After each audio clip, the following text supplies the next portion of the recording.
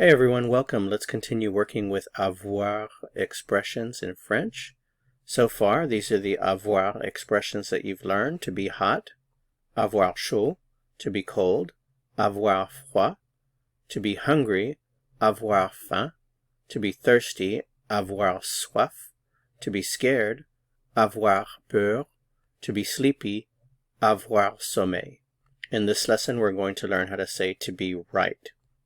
So how do you say to be right in French? Avoir raison, raison. Avoir raison, avoir raison. Remember that you have to know how to conjugate avoir in the present tense to be able to use avoir expressions. So now that you know how to say to be right, let's go ahead and apply what you've learned. How would you say I am right?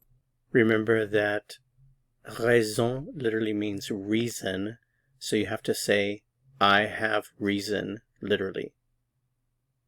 J'ai raison, and of course that means I am right. J'ai raison. You are right using tu. Tu as raison. Tu as raison. Are you right? As-tu raison? As-tu raison? He is right. Il a raison.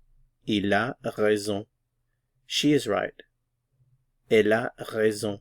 Elle a raison. You are right using vous.